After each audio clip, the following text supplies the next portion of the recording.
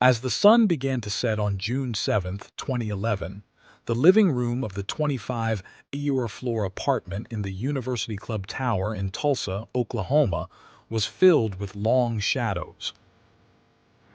After a heated argument, Joshua was pushed towards a window. He tried to catch himself, but the glass shattered, and he fell through. People below watched in shock as Joshua's body plummeted from the high floor, landing with a terrible thud on the 8th floor parking garage.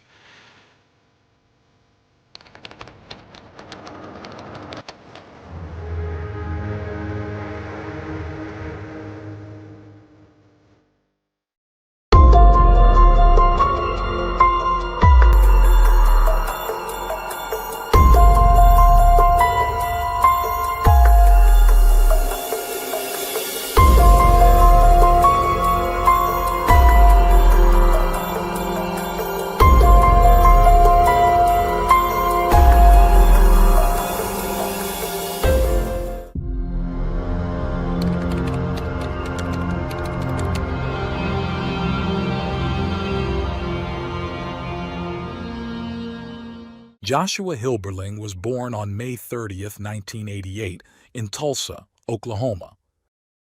He was the son of Gene and Patrick Hilberling and had 5 siblings: Zach, Scott, David, Carrie, and Nikki Ross. Growing up in a large family, Joshua's childhood was lively and joyful, filled with games invented by his siblings. He was especially close to Zach, who was just 13 months younger, and they shared a strong bond, with Zach often emulating Joshua. Patrick, a veteran of the Air Force, instilled values of integrity and commitment in his children. Joshua attended Victoria Christian High School, where he excelled in sports, particularly football. He was also known for his friendly and charming personality, enjoying video games and family time. In 2007, after completing his studies, Joshua followed in his father's footsteps and joined the United States Air Force. In early 2010, he met Amber, whom he believed to be the love of his life. Amber reciprocated his feelings, and their relationship blossomed quickly.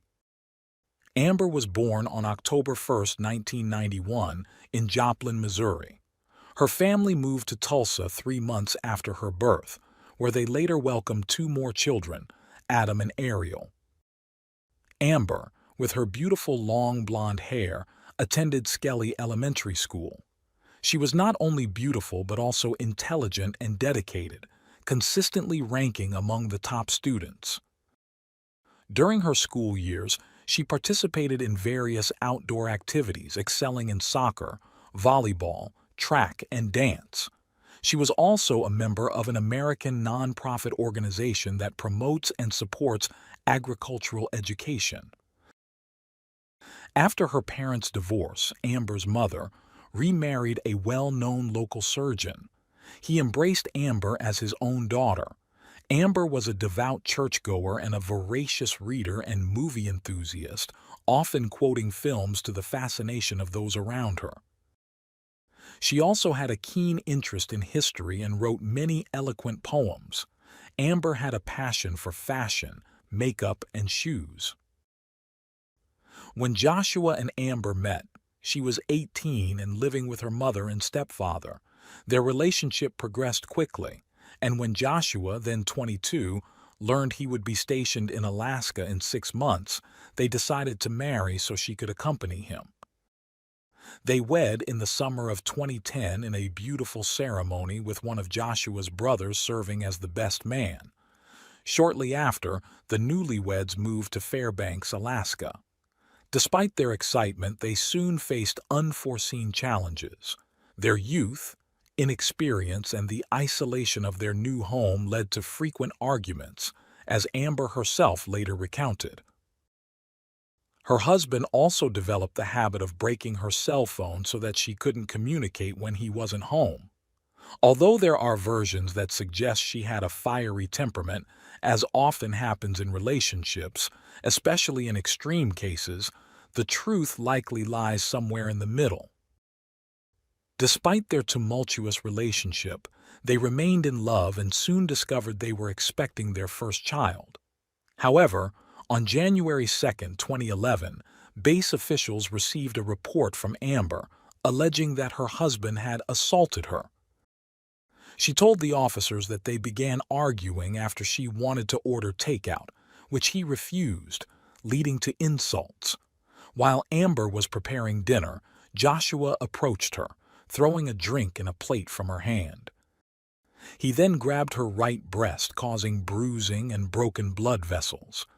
These details were recorded in the military report, and photographs of the injuries were taken to document the case, leading to Joshua's arrest. The incident occurred in the first trimester of Amber's pregnancy, and she ultimately decided not to press charges. 5 months later, things worsened when Joshua was unexpectedly and disgracefully discharged from the Air Force due to misconduct involving drug use, as shown in records. As a result, Joshua and his beautiful wife packed their bags once more and returned to Tulsa. Despite their rocky relationship, Amber and Joshua were excited about their baby's impending arrival, a joy shared by their families. The couple temporarily moved into Amber's mother's home while making permanent housing arrangements and preparing for the birth. However, this arrangement was short-lived. Joshua's issues extended to his in-laws, who accused him of substance abuse and demanded that he leave. Although Amber was welcome to stay, she chose to go with him. Concerned for her daughter's and grandchild's well-being, Rhonda, Amber's mother, generously allowed them to stay in one of her properties, an apartment on the 25th floor of University Club Tower, a unique 32-story cylindrical building. Amber's maternal grandmother also lived in one of the units. The building, constructed in 1966, was the first major U.S. structure designed using computerization for structural calculations, ensuring it was strong enough to withstand wind sway. When the young couple moved in, the facade and glass curtain wall panels were 46 years old, and the building did not meet modern construction standards. Moving there did not bring peace or relief to their marriage. The arguments continued, exacerbated by Joshua's frequent nighttime outings. He would leave Amber alone in the apartment and take the car her mother had lent them, meant for Amber's use in case of emergencies with her advanced pregnancy. Records show numerous text messages from Amber to Joshua, pleading for him to return home and fulfill his family responsibilities, but he repeatedly refused. By this time, their families and friends had taken sides, each blaming the other. Amidst accusations and gossip, there were frequent suggestions that they should separate for their own good. In early June 2011, with Amber 7 months pregnant, the couple seriously considered divorce, making their home environment even more unbearable. The situation escalated to the point where one of them threw a TV out the bedroom window, shattering it. When they informed the building manager about the broken window, they were told they had to pay for the damage. On Tuesday, June 7, 2011, with the divorce papers on a table in their apartment, Joshua decided to skip Amber's biological father's wedding that weekend. Instead, Joshua chose to go with his friends to a music festival in Tennessee. According to Amber, he planned to use and sell drugs at the event. Upset about his imminent absence at such an important family event and his dubious intentions, Amber reacted badly. After a heated exchange, she continued packing laundry to take to her grandmother's house since their apartment lacked a washer and dryer. In a fit of rage, she began pulling her husband's dirty clothes out of the basket. At that moment, the professional hired to repair the broken window knocked on the door. Upon entering, he immediately sensed the tension in the air. When he quoted a repair cost of $150, the couple started arguing again. Joshua considered fixing it himself, but ultimately agreed it was best for the professional to handle it. With his belongings packed, Joshua asked his father to pick him up, but his father said it wasn't possible. Consequently, Joshua turned to his friends for help. One of them, Brandon, agreed to come but didn't realize the urgency of the request. Soon after, the situation between Joshua and Amber escalated into even more violence. Exactly what happened next is a mystery both took to their graves. On the afternoon of Tuesday, June 7, 2011, while they were arguing in the living room, 23-year-old Joshua inexplicably fell against the window, which shattered on impact. Amber watched in horror as her husband plummeted from the 25th floor. The professional working on the other broken window in the bedroom heard the crash and rushed to the living room. Initially, given the heated argument he had overheard, he thought Joshua had jumped intentionally. According to his later testimony, Amber was completely distraught, crying and frantically saying Joshua had fallen and needed help. She then ran out the apartment door. Across the street, Robert, a resident, was smoking a cigarette when he saw Joshua fall and land face down on the 8th-floor parking garage, his head against the railing. It took nearly 3 seconds for Joshua to hit the ground, resulting in an instant death. Robert ran towards the apartment complex while the manager tried to contact Armando, the professional fixing the window. Meanwhile, Amber frantically pressed the elevator buttons to get to the first floor, searching desperately for Joshua. When she couldn't find him, she looked toward the 8th-floor parking garage and realized what had happened.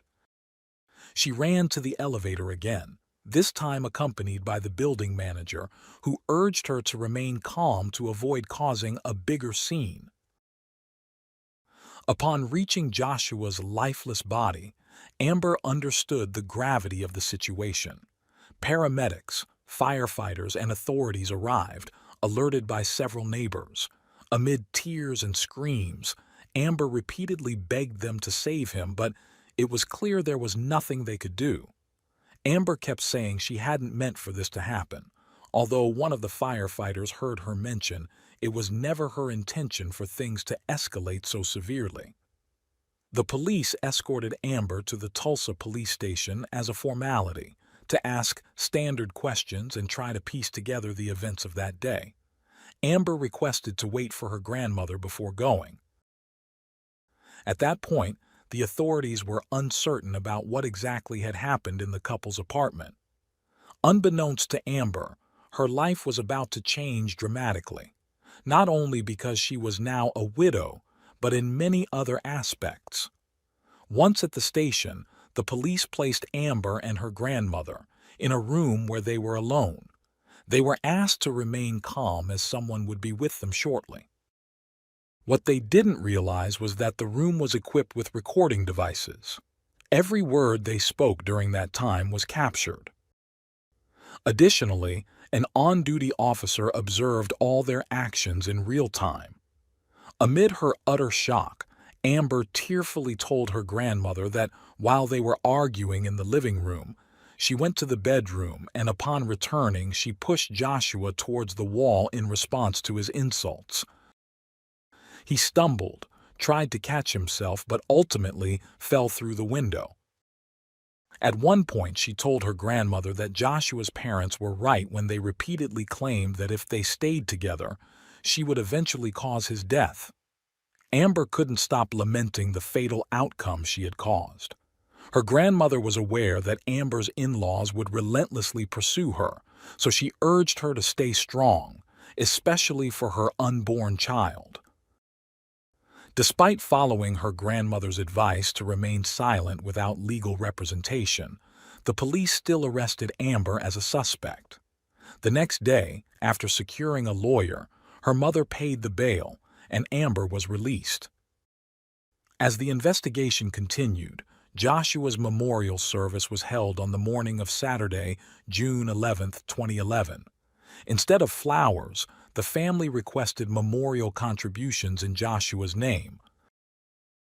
From that point on, each family accused the other spouse of violence, Amber's claim of self-defense against an abusive husband was quickly overshadowed by the aggressive public campaign launched by Joshua's relatives and friends. The media sided with the Hilberlings, portraying Amber as a mentally unstable criminal and Joshua as a gentle man driven to madness by her. Websites appeared where anonymous people called for Amber's execution, and strangers harassed her family. On August 6, 2011, while awaiting a complex and controversial trial, Amber gave birth to her son. Close friends described him as a beautiful blend of his parents. Amber and her lawyers rejected 2 plea deals offered by the district attorney's office. One deal was a 5-year prison sentence plus 15 years of probation, and the other was 7 years in prison with 13 years suspended. Amber later told a major American media outlet that she did not regret her decision, as she was confident in her innocence and willing to take any risk to prove it. These decisions led to her being tried for second-degree murder. When Amber began attending court hearings in fitted jackets, impeccably made up and sporting disheveled blonde hair, the public and press used these details to confirm their preconceived notions about her. Meanwhile, she cherished every moment with her young son, finding peace in watching him grow amidst the chaos surrounding her case, which seemed focused on her family's financial means to evade justice. On the opposite side of her, many detractors, was a page created by those who believed in her innocence. Although fewer, these supporters extensively discussed on social media the records of domestic violence perpetrated by Joshua. They also posted text messages from Amber's phone, supposedly from conversations with her husband the day before his death. On September 19, 2012, Amber filed a lawsuit against University Club Tower, claiming that Joshua's death resulted from the condominium's negligence. The document alleged that Joshua's fatal fall occurred because the window did not meet the glass requirements stipulated by Tulsa's building code. 6 months later, Amber's trial commenced. During her testimony, Amber told the jury that when she entered the living room, Joshua stepped away from the window and walked toward her. It was then, according to her, that he grabbed her shoulders with both hands. Fearing the worst, she pushed him hard against the wall between the chandeliers and the TV. To better explain, Amber drew a diagram of the push, and the court allowed her to stand in the witness box to demonstrate. The deputy district attorney began her cross-examination, making it clear to the jury that they did not need to believe Amber intended to kill her husband to convict her of the charge. They only needed to be certain that her act was extremely dangerous to another person. She added that the incident evidenced a depraved mindset. In this context, the video of Amber's conversation with her grandmother at the police station, where she admitted her guilt, was a key piece of evidence presented by the prosecution, despite the defense's efforts to suppress it. Additionally, the prosecutors called witnesses who claimed to have heard sounds of a struggle in the apartment, including heavy footsteps moving towards the window area. Their hypothesis suggested that Amber, despite her advanced pregnancy, had attacked her nearly 6-foot, 220-pound husband in a fit of rage, pushing him through the glass. Armando testified about what he heard and saw that day, as did the firefighter at the scene, who mentioned that Amber repeatedly said she didn't mean to push her husband out the window. An expert in windows and glass was called as a defense witness. He explained that the window in question was made of annealed glass, which lacked the strength required for residential use. He asserted that if the window had been made of safety glass, Joshua might not have fallen through it, as tempered glass is 4 times more resistant to wind loads and twice as resistant to impacts as regular annealed glass. In his expert opinion, the domestic dispute put the victim in contact with weak, unsafe, and poorly supported glass, compounded by other factors like the building's poor condition and wind pressures pushing the glass and Joshua outward. Despite the defense's considerable efforts, the jury took only 3 hours to find Amber guilty of second-degree murder. On March 18, 2013, the judge sentenced Amber to 25 years in prison for the crime against her husband. Additionally, she was fined $10,000 and ordered to reimburse over $6,000 in funeral expenses paid by Joshua's family. According to Oklahoma law, after 1 year, the judge could suspend part or all of the sentence, potentially granting Amber less time behind bars. Otherwise, she had to serve at least 85% of her sentence, or 21 years, before being eligible for parole.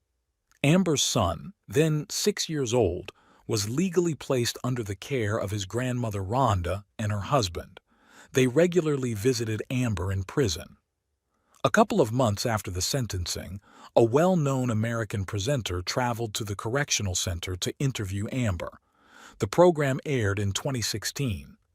During the televised interview, Amber admitted to yelling at her husband, calling him a coward during the argument that led to his fatal fall, but she continued to insist on her innocence.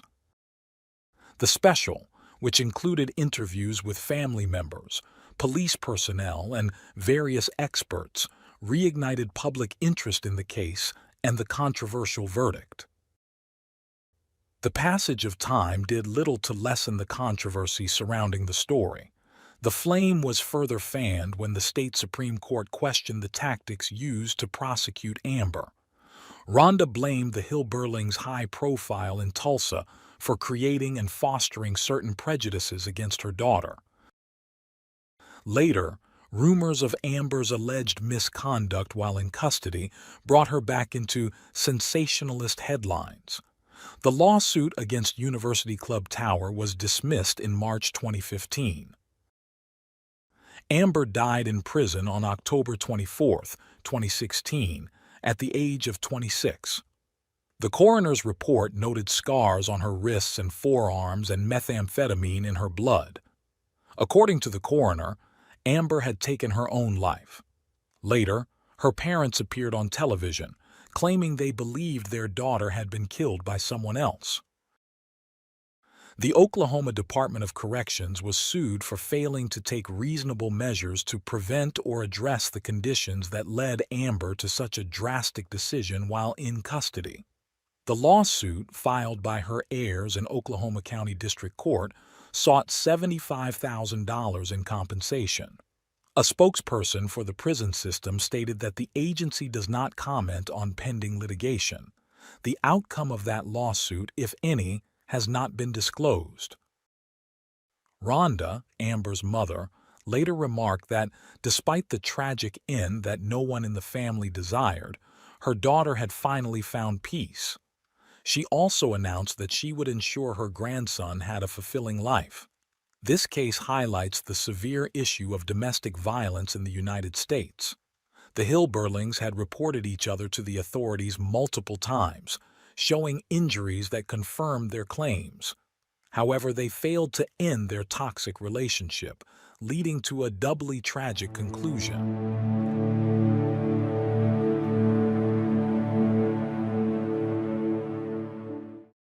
Thanks for tuning in to Unreal True Crime. If you're intrigued by mysteries from around the world, check out our new channel, Latin Crimes, where we dive into the gripping true crime stories of Latin America. Don't miss out. Subscribe now for more thrilling investigations.